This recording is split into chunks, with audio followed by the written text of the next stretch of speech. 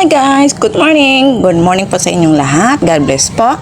This is Ami. Welcome to my vlog. For today's video guys ay hindi pwede hilata-hilata ka lang kasi ang daming babayarin. Babayarin sa kuryente, babayarin sa school at mga allowance ng aking mga anak. So kailangan talaga magkayod kalabaw. Oo. So shout out sa mga OFW dyan sa iba't ibang bansa. Ay proud of you kasi modern hero po kayo. So, mga madi, ngayon, araw na to ay naghahanda po ako para pagpunta ng trabaho ko. Kailangan ko nang maging maligo. Napakaligo na talaga. Ang kandingon.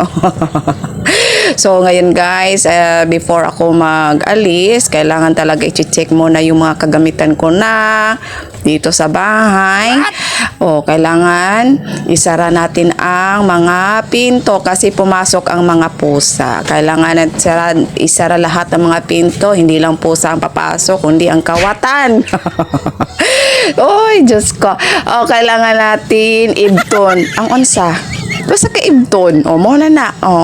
So, pasensya na kayo guys kasi ngayong araw na to, grabe talaga problema ko. Ang daming bayarin. So, nandito na. Ang bilis talaga. Super girl talaga si Madida.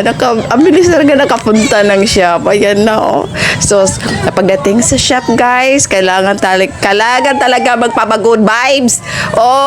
Kailangan talaga magpag-good vibes. Kailangan natin i-arrange ang mga kailangan i-arrange para maging presentable sa customer.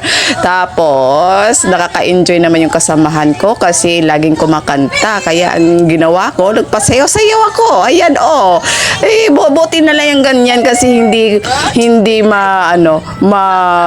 problema sa ating sounds. Uwi na. So, before tayo umuwi ng bahay, bibili muna tayo ng panghapunan. Ang plano ko kasi magluto ako ng sitaw with manok.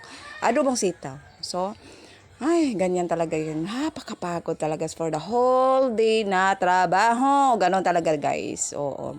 So, sana po walang mga vampira na nakaabang dyan. So, ngayon guys, ayan na. So, ganun talaga ang mga nanay. Magluluto tayo ng hapunan kasi hindi pa nakauwi ang aking estudyante at ang trabahante. So, wala tayong magagawa guys. Tayo ang taya na naman sa pagluluto.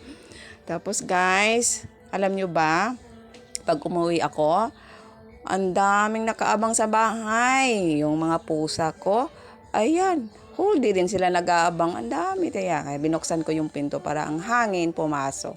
So ngayon na, start na naman tayo sa digamo. Ang digamo guys, yung maggawa ng hapunan. So magluluto tayo ng rice, tapos para sa lahat. Tapos ang rice, tapos magluto tayo ng hapang-hapunan. So ganun guys. So magbakas lang kayo dyan. At sana po mag-subscribe para po makapagpatuloy po ako sa aking mga video. So, salamat sa lahat guys, sa aking supporters. At huwag kalimutan mag-comment down below ha. So, thank you. Bye-bye. Kain tayo guys.